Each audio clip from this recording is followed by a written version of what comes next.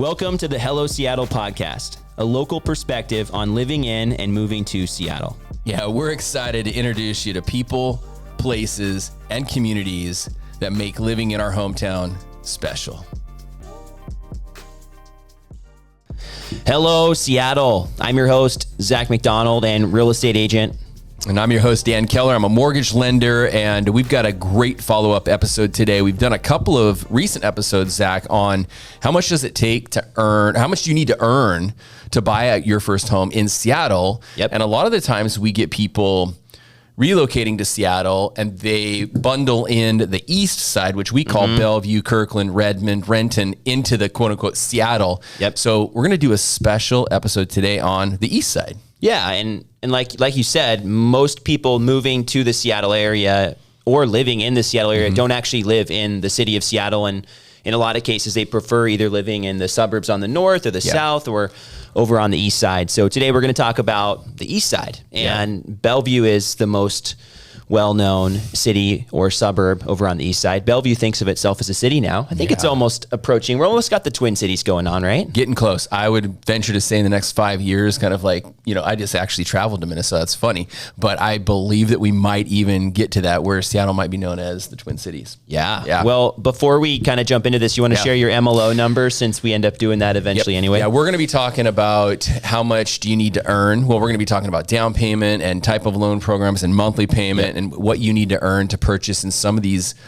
nicer suburbs of Seattle. So and anytime I talk rates or payments or anything, I got to stay in compliance. So my mortgage loan originator ID and license number in the state of Washington is 115349.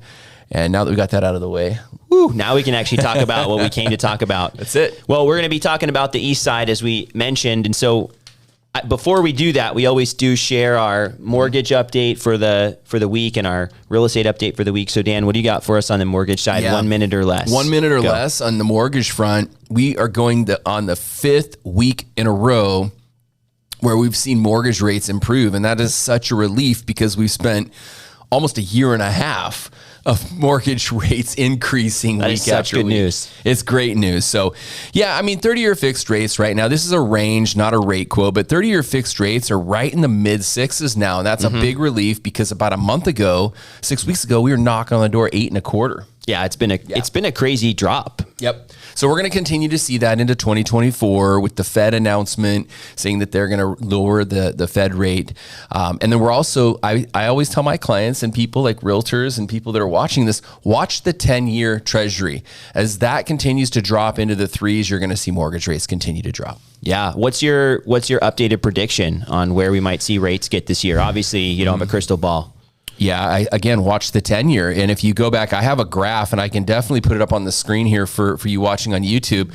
But I have a historical graph of the 10-year treasury. And every time the 10-year, so the bold predictions from the economists is that the 10-year treasury will be down in the low threes, maybe even upper twos. So I've gone back 20, 30 years. Every time the 10-year is right around 3% to 2.75%, 30-year fixed rates are in the upper fours to low fives. Okay. So that's if the economists are right, a relatively reasonable range to be in, upper fours, low fives. Watch the 10-year treasury. As that continues to drop and gets closer to the 3.0 mark, you're going to see rates in the fives. That's awesome. And I love that about you, that you study the market, that you know what you're talking about. There are a lot of mortgage lenders, and we've talked about this, that just have no clue what's really going on. And I think it's really valuable to be able to share these things with people. So I appreciate that about you. Absolutely. So on the real estate side, we are just about to wrap up the year. In fact, next week, I'll be putting out some market update info on the YouTube channel and the market update podcast. But right now, as we sit, we're wrapping up the year in a better place than we were at the same time last year. We have prices have started to rebound. We're still well below the record highs in 2022, right, in the springtime, but things are starting to pick up. Interest rates have been coming down, as you mentioned. So I think that as we head into 2024, some people, homeowners in particular, are going to be really excited about the springtime. I think for those that are looking at buying a house, it's going to become increasingly challenging once we hit the spring of 2024. And if things continue to improve in the economy, and rates do keep coming down, I think it's going to be difficult for them to buy a house. So if you're somebody that's kind of on the fence right now, or you're maybe borderline able to buy something right now, things will change when interest rates go down. And it won't be easier to buy. It'll actually be harder to buy. Do you believe that with the drop in interest rates will also lead to an increase in inventory, which could provide some more options for clients? I mean, that's a question that I have personally, since I've got you here, throwing you on the spot. Don't worry about it. I study the market too, right? Yeah. I think that, yes, we'll have more inventory. Okay. This year has been an abnormally low year as far as homes that are coming for sale. And I think a lot of that had to do with interest rates. But if people decide to sell, I don't think it's necessarily going to help because there will be a lot more buyers as well. So my prediction would be that there will be just as many, if not more buyers coming into the market than there are listings. And even if we have a more normal year of listings or a few more, we still didn't have enough houses when that buyer activity and interest was higher. So even if we return to some type of a normal inventory market or even have more houses for sale, we're still not going to have enough for the amount of buyers that have been on the sidelines recently. So it'll be an equal trade-off because of that pent-up, supply of there's buyers on the sidelines. There's a lot of people the last year to 2 years that have just sat and waited for maybe rates to get better, so it's more affordable. They're going to end up paying a higher price, but it does make the payments lower on a monthly basis. So let's talk about and transition to talking about the East Side. So I was laughing with you off camera about this and off mic, but I thought it would be funny to share what ChatGPT had to say about living in Bellevue or the East Side, because that's one thing I'm already learning about ChatGPT is, it can be helpful, but it screws up. Factually, it's not always the most accurate. Like go ahead and share this because this had me cracking up. Well, this is great. So when you're thinking about why do people live on the East Side or in Bellevue versus over in Seattle, the first thing I think of is job opportunities. And that's the first thing that ChatGPT listed.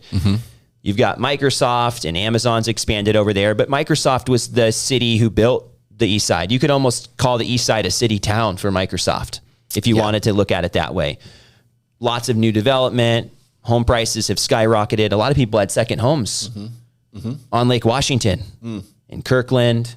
Wow. Right? There were farms on Lake Washington or up the hill in Kirkland, and which is now one of the most expensive places near Lake Washington to live. But definitely job opportunities and proximity to work. Quality of life was listed. You think about commute and also being close to parks. There's a lot of great parks over there as well. So I'd say that is a piece of it. Education and schools. ChatGPT nailed this one, talking about the education and the quality of the public schools on the East Side. There are 4 main districts over on the East Side. You've got the Lake Washington district, which is a lot of the north side of Lake Washington. You've got Bellevue, you've got the Issaquah school district, and you've got the North Shore school district, which is even farther north. All great school districts. They're all A+ school districts on niche.com. And Great Schools is another resource that people use, but all of those have very high ratings. And it doesn't mean every single school is amazing, but the education is really good. And there are a lot of people that want to live on the East Side for the education. So that's, I would say, a win. When you look at affordability, though, number 4, ChatGPT says that people may consider living on the East Side because it's a more affordable option than living in the city. And it made me laugh because the median sales price outside of Renton is higher in every single city that we're going to talk about today than it is in Seattle. Now, of course, there are neighborhoods in Seattle and close into Seattle that have very high sales prices. But in general, across Seattle, it's way more affordable to live in Seattle than it is to live in the suburbs, especially on the East Side. And if you're not familiar with Seattle compared to the East Side, you're going to be very familiar today, but I'll add the context to the Seattle side of Lake Washington. Yes, it's a lot less clean and nice as the East Side, Bellevue, Kirkland. It's older too. More, homelessness, I guess. I think there's, significantly more homelessness. You don't see a lot of that in the Kirkland, the Bellevue, the Redmond area. And like you hit it out of the park in regards to like the parks and then commute time. There's a lot of the bigger tech companies are right there in the East Side. Yeah, or they have presences on both sides, right? So you kind of pick where you want to live. the natural beauty, the natural beauty was the fifth thing here that was mentioned. And I think it is what you just said. Yeah. The east side is really pretty. It's different though, right? You don't have the Puget Sound on the east side. Yeah. You have the Puget Sound on the west side. Yep.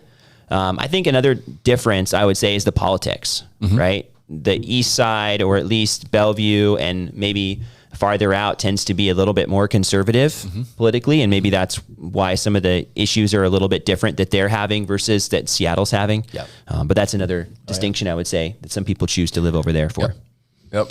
So let's talk about how much it costs to live over on the east side, because this seems to be a popular topic and we've had a lot of people giving us good feedback about these episodes. And I think it's valuable for people to know. And of course, these numbers change. So we're heading into 2024. So maybe think of this as how much it costs to live on the east side in 2024. Maybe that's a good way to look at this. Yeah. Well, you've picked 9 of the top cities or suburbs of Seattle that are on the east side. And we're going to rank these in kind of most expensive to most affordable. Yeah.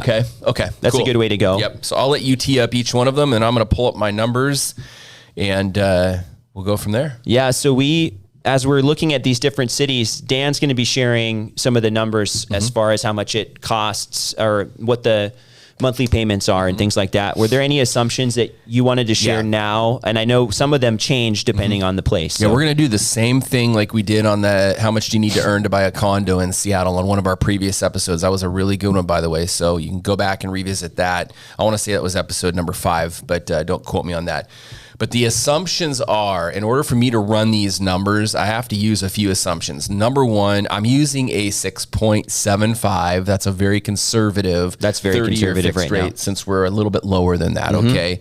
So I'm using a 6.75 30-year fixed rate. I'm using a qualifying credit score of 760. Now, for the majority of these, you need to put 20% down because you're in the high end, you're in the jumbo category. So I'm using a jumbo mortgage, and then I'll let you know which cities like Renton, Bothell, and Woodinville and Issaquah that I don't use the 20% down. Okay. Got it. So I'm using a jumbo loan for the majority of these.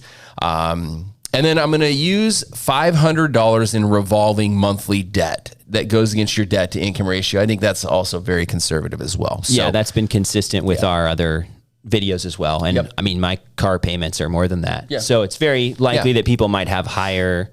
Because what I'm doing is I'm reverse engineering to tell you what, with this down payment, with this monthly payment, how much money, household income you would need to earn to afford this scenario. The minimum. Yeah, the minimum. Yeah. Okay. Because we're going off of, on your assumption, you're using median sales price. Yeah, you can certainly pay a lot more to live in these places than we'll talk about. But this is kind of the average, right? It's the middle. There are certainly cheaper houses, not as many, and more expensive houses. So let's start with Bellevue, Washington. How much does it cost to live in Bellevue, Washington? And Bellevue is right across the lake from Seattle, kind of as we mentioned, the Twin City. Median sales price in Bellevue, Washington last month, so November 2023, was $1,714,000, up year over year, 13.5%. Dan, how much does it cost on a monthly basis for someone to buy a house and live in Bellevue, Washington? So this does include insurance estimates and homeowners insurance estimates and property tax estimates. Okay, Zach, total monthly payment to purchase at 1.714 with 20% down. $10,406 a month. Okay. Again, includes everything. That's 20% down, right? So then your down payment and closing costs going to be right around $363,000. Okay. So total monthly payment, $10,400, down payment of about $363,000. You're going to need to earn about $305,000 a year to purchase at about 1.74 with 20% down. Okay. A little over 300. Well, let's look at Newcastle. It's not much cheaper, but Newcastle's directly south of Bellevue, another great suburb. $1,625,000 to live in Newcastle, Washington. Yep. Great appreciation over the last 12 months, 24% up year over year. And most of these are going to be very positive numbers if you're a homeowner there. But Dan, what does it cost to live in Newcastle, Washington? Yeah, Newcastle 1.625. We're going to same thing, 20% down. We're going to use the 6.75 30-year fixed rate, the APR on that, because I do need to disclose that as 6.872. I'm going to go back to Bellevue. The APR on that one is 6.871, just because I forgot to mention that. So let's jump back to Newcastle. You're going to put 20% down with your closing costs. That's $344,000 approximately. Your total monthly payment, $9,880 a month. Okay. And just right under Bellevue, you're going to need to earn about $290,000 a year total household income to qualify for that. Okay. So $290,000 a year household income to live in Newcastle. All right. So let's look at Sammamish. So Sammamish is on the other side of Lake Sammamish from Bellevue. Another great suburb, a little farther away from Bellevue, but not a bad commute driving around the lake to get there. Median sales price in Sammamish, $1,607,000. 2.1% up year over year. So not a lot of appreciation, but a higher priced area, and has been for a while. If somebody wanted to buy a house in Sammamish and live there, what is that going to look like, Dan? Yep, same thing. So they're going to purchase at 1.6, 20% down. They're looking at their down payment plus closing costs right around $347,000. Total monthly payment, $9,759 a month. Okay. Same thing. The APR on that is right around 6.827. Okay. All right. Total income, household income needed to purchase there, $285,000 a year. Okay. 285. So just think on the east side, these 1.6, 1.7, you're going to need to earn right around $300,000 a year if you're just putting down 20%. Yep. And you can always put down more. You can put down more and you'd have to earn a little bit less. Can you put down less on a jumbo loan? Yeah, but the exchange is a higher interest rate. Okay. And so the standard in the mortgage industry with jumbo loans is that 20% down number. Which is why we're using that assumption. Yeah. Okay.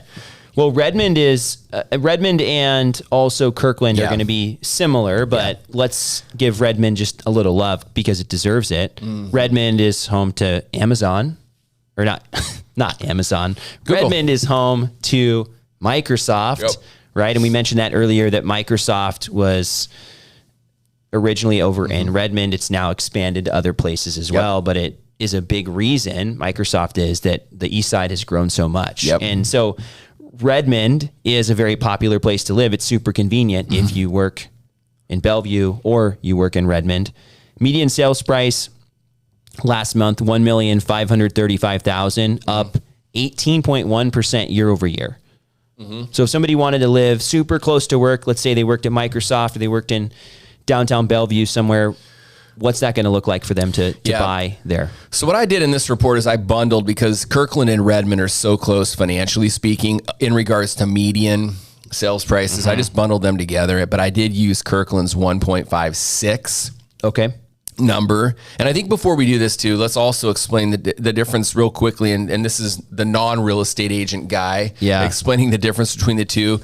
Redmond, you're on the east side of 405. Typically, right? Redmond, you're on the other side of 405. Kirkland, you're on the west side, which gets you we're looking at median sales values, but you could buy 10, 15 million, $20 million homes on the water in Redmond too. So in Kirkland. Now, Redmond, you're going to have the opportunity to buy maybe a little bit more land over there, bigger lots. Usually a little bit bigger lots. Yeah, you can be over on Lake Sammamish though as well. There's parts of Redmond that are on Lake Sammamish. So just if you're geographically thinking, think Redmond on the east side of 405, Kirkland on the west side. And anyhow, so let's look at this: 1.56 million. You're going to you don't need to put 20% down typically, but I ran these numbers for 20% down. Okay. $337,000 is going to be your down payment, approximately down payment and closing costs. Total monthly payment, right around $9,483 a month. Okay. APR on that is 6.873.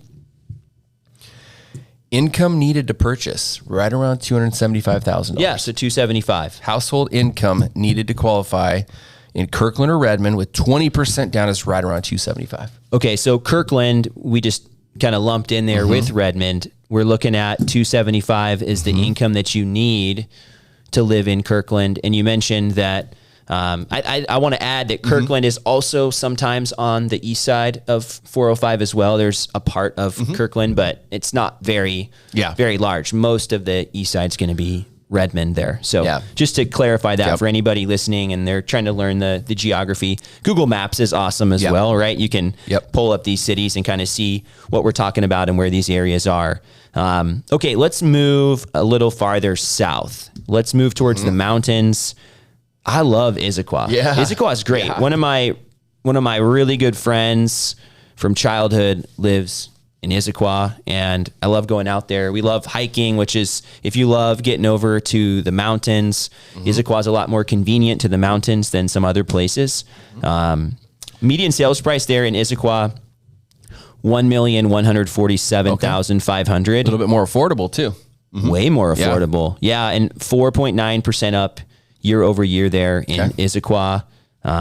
Dan, show us the numbers. I think you could put a little bit less down here, right? So we're going to switch gears. Now we're transitioning out of the jumbo, okay, because the conforming loan limits, the high balance limits went up this year, just right under $1 million. So you don't need to put 20% down here. So let's go back to some additional assumptions. I used 15% down for Issaquah. And because you're putting less than 20% down, I did add the private mortgage insurance premium of 0.170. Okay, so that's included, just to note, it's included. This is already factored into your total monthly payment. So with 15% down here for Issaquah, you're looking at about $192,000. Well, let's just round up, $193,000 for your down payment and closing costs. Okay. The APR on that one, the rate stays the same, 6.75, but the APR is 7.083. Total monthly payment, $7,477 a month. Includes everything. Yep. Annual household income needed to qualify for this scenario, all the way down to $215,000 a year. Okay, so Issaquah is considerably more affordable, but still more than the median of Seattle. So living on the east side, just to reiterate, is not cheaper or more affordable. Not yet. I mean, we'll mosey into Renton in a minute, and we might. Well, again, it just depends on where you live, but the majority of the east side is a lot more expensive. Yep. All right, let's look at Woodinville. Yeah. Woodinville is a little bit more cost effective, but not really. Woodinville's on the north side and also mainly on the east side of 405, kind of where 405 starts to bend if you look at a map. But I'm curious if you know this off the top of your head. Again, I'm throwing you on the spot here. Would Woodinville be in the North Shore School District? Is that because you're up north? Yeah. Okay. Yeah. Woodinville is going to be in the North Shore School District, and I think what's cool about Woodinville is just all the wine country, right? Woodinville still has some farming going on. You've got a lot of restaurants that people enjoy going to, but I think Woodinville is most known for the wine country, and also you can find horse barns, right? Like, there's not a lot of that left. Redmond still, and more in the past, was known for that, and same with Kirkland, right? But things have changed. But Woodinville is now what you think of when you think of those things. So I think that's pretty cool and something to note about Woodinville. Something special. Got a couple of distilleries out there too. Yeah. Well, what is that? The whiskey and used to have a big Red Hook presence there too. Yep. Yeah, some wedding venues out there. You definitely get the more rural aspect of the city in Woodinville. That's fair. And you are on the north end. So there are some more rural places. Woodinville is a lot less rural than some of the other. We could start listing off some of those places. It could get more rural on the east side. We could do podcast. A rural, but still close, right? Yeah. That would be fun. Yep. So Woodinville's median sales price, $1,117,500. Slightly down year over year. 2.8% heading into 2024. What are the numbers like for Woodinville? Yeah, so same assumptions as Issaquah. I used 15% down there. Okay, you're looking at total down payment plus closing costs. Not as much. $188,000 is your down payment and your closing costs. 6.75 30-year fixed. APR 7.093. And total monthly payment with private mortgage insurance, property taxes, homeowners insurance, everything is $7,624. Okay. And again, the scenario is $1.17 million with 15% down. Total household income needed to qualify right there with Issaquah, $217,000 a year. Okay. Not too far off. Yeah, not too far off. So with Woodinville, you mentioned this a couple different times now that we're under the 20% mark, private mortgage insurance. People ask a lot about private mortgage insurance, and it's usually a reason they want to put more down. But can you explain how private mortgage insurance works and what the actual dollar numbers are? Yes. Because I think sometimes people get caught up in the fact that they're paying extra for this insurance, but then lose sight of the fact that they're putting so much extra down to save this money. So can you explain the private mortgage insurance? Yeah. So let me ask you, what would your guess be private mortgage insurance on this particular with 15% down? Okay. With 15% down. And what's the loan amount?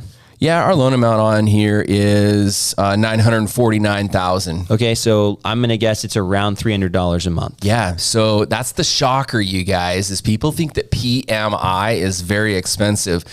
$135 a month. Right?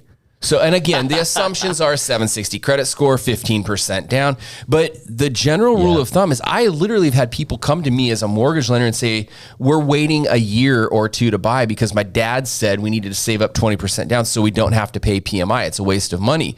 When I run the numbers for these people and I show them based off of their scenario how inexpensive PMI is. So can you do the math really quick? Yeah, How much in a year? How much in a year are they going to pay? So, well, think of it this way, Zach. If you put 15% down instead of 20% down, that's an extra 60 grand that you did not have to put down. 60 grand. Okay. So in lieu of putting down an extra 60 grand, you pay $135 a month. $135 a month times 12 is $1,600 a year. So when you look at the appreciation on homes and the tax savings on homes, now if PMI was $500 or $600 a month, yeah, there'd be an argument there, maybe. Okay. But $135 a month, and when we teach homebuyer classes, that is always the number one biggest aha is like, wow. Even in my mind, it's still more expensive. You said 3. I know, but it still to me doesn't make sense, right? As an argument. But I had a really inflated number. Well, with FHA and some other loan programs, it would be in the 3s, but less down. I think when I bought my first house, I put 10% down and had PMI. I think it was around $200 a month, maybe. Yep. And I was able to get the PMI removed after 2 years with it wasn't even an appraisal. It was a broker price opinion, which is like me. Home went up in value 2 years. Yeah, you can order that and have it removed, and we help you with that. My equity in the house was more than 20%, and so I think I paid less than $5,000 over 2 years to keep that $50,000 or whatever it was and have that invested in the market. I'm pretty sure I made more than that with my money invested. Yeah. So, and since we're talking about this too, real quick, I have a lot of for example, my tech clients that bonus. So they'll put 10% down on a home. Home will go up in value, and they'll call me 8 months later and say, "Hey Dan, I just got a $100,000 bonus. We'd like to put this down on the house." They'll put additional principal down to get to that 20% equity, and their PMI goes away. So Dan, question for you. Can you remove PMI before the 2 year mark? If you put down the principal balance, yes. Okay. But home appreciation can't naturally remove it within 2 years, but if you pay down the principal, absolutely. Yeah. That's awesome. So let's look at Bothell. That was fun to get a little interruption there. Yeah, that was awesome. Let's look at Bothell. Okay. So Bothell is pretty much the farthest north you're going to get in King County. And also parts of Bothell are in Sammamish County. And Bothell is also a place that people are looking at when they think about affordability on the east side. Right? It's touching Linwood, which is kind of in the middle, but I think Linwood's generally considered more the west side of I-5. But when you're looking at Bothell, you've got a lot of new houses, a lot of communities. I think that's why people like it. You've got newer houses. They're considerably more affordable than what we've been talking about. So Bothell, Washington's median sales price, $1,020,000, down 6.8% year over year. I think people are trying to move a little bit closer in. Bothell during the pandemic was a hot spot. So was Linwood, and even Lake Stevens blew up. Again, because of some of the same things, nicer, newer houses, more affordable prices, communities. Well, and you hit it, a lot of new construction. So when you're buying new construction, you're paying for that new car smell, you're paying for that new construction. So that tiny little decrease right there could be because it's just a month over month, right? Like a year over year from the month of November. So again, that's not the full picture, but just looking at the numbers from last month. What does Bothell look like on your numbers? Yeah, so we're changing parameters. Now we're dropping down to 5% down payment, okay? Because you can put a minimum of 5% down now to buy in Bothell. So with 5% down at $1,020,000, okay, 6.75, 30-year fixed, APR 7.093. $71,300 would be your down payment plus your closing costs. $7,332 is your total monthly payment, including your PMI. So to purchase with just 5% down, annual household income needs to be right around $200,000 a year. 200. Okay. Now, again, you're going to compare that to Issaquah, though, where we put down a lot more money and the sticker price was a little bit higher, right? And they're putting down more money. So again, compare. So you're going to have the same income and you could put 5% down in Bothell. What if you had that larger down payment though? So that's going to significantly decrease the amount that they're going to be paying. So the down payment amount for the Woodinville number, how much was the down payment amount again? So the down payment for the Woodinville is $188. So what was the down payment amount for Bothell? $71.